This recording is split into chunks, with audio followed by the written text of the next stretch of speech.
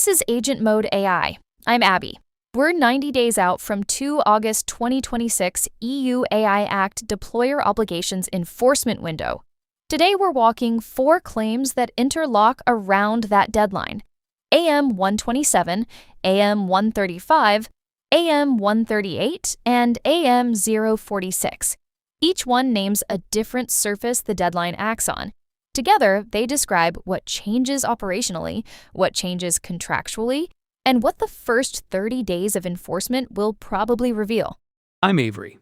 Frame what 2 August 2026 actually does. It opens the Deployer Obligations Enforcement window for high-risk AI systems under Article 6 and Annex 3, plus the transparency obligations under Article 50 that apply to a broader set of deployments. The provider obligations under Article 16 also apply from the same date. It does not open the general-purpose AI model obligations, which staged earlier, and it does not open the high-risk embedded product obligations, which stage on 2 August 2027. The deadline cluster is specific, and the 4 claims we're walking land inside that specific cluster. Start with AM 127, the prediction. AM 127 is the deadline-anchored claim that of the 11 claims this publication has published against the 2 August 2026 deadline, the 4 operational evidence claims carry materially higher risk of moving from holding to partial in Q3 2026 than the 2 governance process claims. Materially higher is defined numerically. At least 3 of the 4 operational evidence claims will be downgraded by 1 October 2026, while at least 1 of the 2 governance process claims will remain holding. The threshold is auditable on the visible status of the 11 cited claims on 1 October 2026. The Q4 bulletin in late October is the first published readout. Either the prediction holds and the underlying methodology is validated, or the prediction does not hold, and the publication marks its own predictive claim wrong in public on the regular cadence. Both outcomes are useful. Move to AM 135, Article 50. AM 135 walks the 4 transparency obligations Article 50 imposes from 2 August 2026. Article 51 is chatbot interaction disclosure on providers. Article 52 is machine-readable marking on generative AI output. Article 53 is emotion recognition and biometric categorization disclosure on deployers. Article 54 is deep fake disclosure on deployers with the artistic or creative work exception. 4 distinct UX implementations are required. Take the chatbot one first. The defensible Article 51 UX has 4 properties. First, the disclosure appears at first interaction, not buried in a settings panel or terms of service link. Second, the language is plain and recognizable. You are chatting with an AI assistant, rather than technical jargon. Third, the disclosure is persistent or recurrent, visible in the chat header throughout the session and re-shown after session breaks or significant capability changes. Fourth, the mode is appropriate for the context, written for text, audible for voice, visual for video. Patterns that fail typically rely on a single first message disclosure that scrolls out of view. What about the reasonably well-informed person exception? The exception applies in narrow cases. Interactions explicitly badged as AI demos, self-service assistants with prominent AI branding. The exception does not apply to customer service deployments designed to feel human, to chatbots that adopt human personas with names and avatars, or to AI systems integrated into communication tools where the user's default expectation is human counterparts.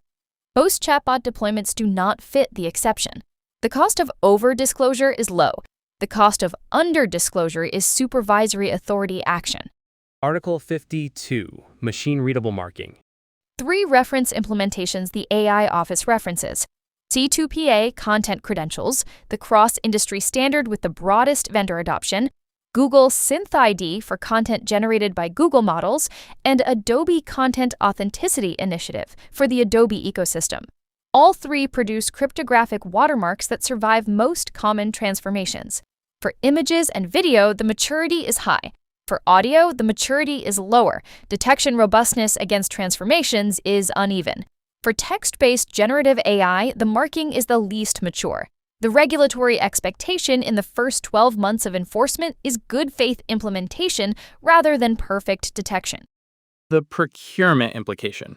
AI MSAs in 2026 should include explicit clauses naming the marking standard the provider implements, the modalities it covers, and the customer's right to documentation of the technical specification. Procurement teams that accept "we implement industry standard watermarking" without naming the standard are accepting a vendor commitment that may not satisfy supervisory authority inquiries. That dovetails into AM 138, which we'll walk in a minute. Article 53, Biometric Categorization and Emotion Recognition. The disclosure obligation differs in two ways. The disclosure must occur before the processing, not concurrent, and the disclosure must include the purpose of the processing, not just its existence. A retail surveillance system that categorizes customer demographics or infers emotional state must inform customers entering the store before the data capture begins. A workplace monitoring system that infers stress or productivity must notify employees before the monitoring runs. Post hoc disclosure in privacy notices the user does not read until after data capture is the pattern that fails. The defensible UX captures the user's acknowledgement and retains the consent record as part of the Article 12 audit substrate, which is where AM 46 picks up. The deepfake disclosure delivery. Disclosure required unless the content forms part of an evidently artistic, creative, satirical, fictional, or analogous work. The threshold question is what counts as evidently within the presentation context. Deepfake celebrity endorsements in advertisements require disclosure. AI-generated political content distributed without artistic framing requires disclosure. Deepfake customer service avatars deployed without disclosure require disclosure. Films with explicitly deepfaked actors as part of the production fall within the exception. Satirical television formats fall within the exception. The gray zone cases, political satire in news-shaped formats, parody shared without context, turn on the presentation. The procurement defensible posture is to assume disclosure is required unless the editorial framing makes the artificiality obvious. The burden of proof for the exception sits with the deployer. Move to AM 138, Post-Enforcement MSA. AM 138 names 3 new clause families that enter the AI MSA Red Team checklist on 2 August 2026, in addition to the 7 clause families RES 05 already covers. First, Article 11 Technical File Pass-Through. The vendor commits to providing the technical documentation that high-risk AI deployers need to maintain under Article 11, including system architecture, training data documentation, validation methodology, and risk management measures. Second, Article 16 Post-Market Monitoring Support. The vendor commits to providing operational data deployers need to satisfy the Article 16 obligation, including incident notification, drift detection, and operational telemetry. Third, Article 16 Deployer Documentation Supply. The vendor commits to providing instructions for use, configuration documentation, and the audit substrate required for supervisory authority inquiries. Why the technical file pass-through matters when the obligation falls on providers? Article 11 places the technical file maintenance obligation on the AI system provider, but the deployer needs access to the technical file to satisfy its own Article 16 obligations and to respond to supervisory authority inquiries. A vendor that maintains an Article 11 technical file but does not provide the deployer with usable extracts forces the deployer to either accept opacity in its own compliance posture or to escalate every inquiry to the vendor. The procurement defensible posture is to require deployer-readable extracts at deployment time and on each material update, with a defined update window of 14 to 30 days from material change. The Article 16 Telemetry Clause. The deployer of a high-risk AI system must monitor the system's operation in production and report serious incidents to the supervisory authority. The vendor's contractual obligations should include incident notification within 24 to 72 hours from vendor awareness, provision of operational telemetry the deployer can integrate into its own monitoring stack, drift detection signals the vendor surfaces from its own observability layer, and cooperation in any supervisory authority inquiry that follows an incident. Vendors typically resist the operational telemetry clause because it reveals more of the production substrate than they want exposed. The procurement defensible negotiation scopes the telemetry to the data the deployer needs for its own Article 1.6 obligations, not to the vendor's full operational surface. AM046 is the connector. AM046 is the 14-field Article 1.2 audit substrate.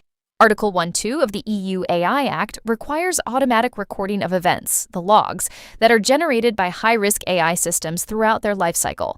The 14 fields are deployment ID, agent identity, session ID, ISO timestamp, user prompt, retrieved context with provenance, model output, planned action, action class, approval reference, executed action, tool call audit chain, output disclosure surface, and policy version.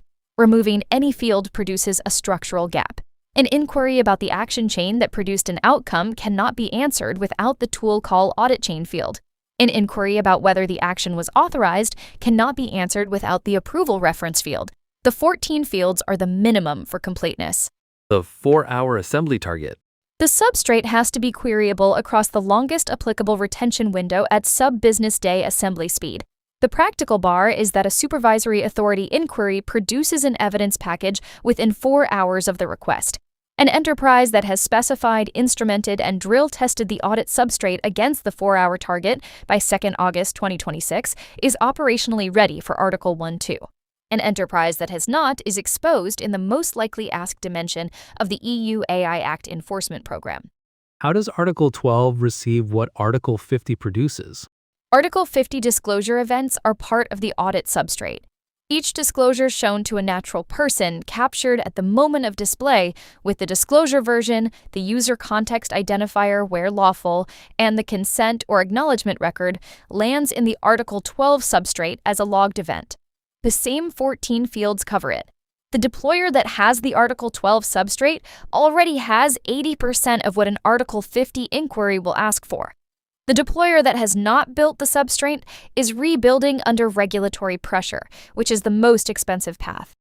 What does the first 30 days of enforcement probably reveal? 3 patterns are likely. First, the enforcement actions concentrate on Article 51 chatbot disclosures and Article 54 deepfake disclosures, where the failure mode is publicly visible and the regulator does not need access to internal documentation to assess compliance. The enforcement against the harder-to-see Article 11 technical file gaps and Article 16 monitoring gaps lags by months because those require subpoena-level inquiries to surface. Second, the supervisory authority guidance cycle accelerates. Several national authorities issue specific implementing guidance in the first 60 days that materially refines what passes and fails. Third, the procurement market for AI MSAs starts pricing the new clause families. Vendors that have proactively included Article 11, 16, 26 pass-through clauses in their Q3 renewals win procurement. Vendors that resist accept multi-quarter renewal delays. Verdict update on each of the 4. AM127 is holding. The prediction is published. The first review is on 1st July 2026. The second review is on 1st September 2026. The Q4 bulletin in late October carries the falsifiable readout. Cadence is 60 days, deadline anchored. AM135 is holding. The 4 Article 50 obligations are documented. The UX patterns that pass and fail are scoped. The first review is immediately after the enforcement window opens. Cadence is 60 days. AM138 is holding. The 3 new clause families are scoped. The next RES 005 update incorporating the additions ships in August or September 2026. Cadence is 60 days. AM046 is holding. The 14-field substrate is published. The 4-hour assembly target is the practical bar.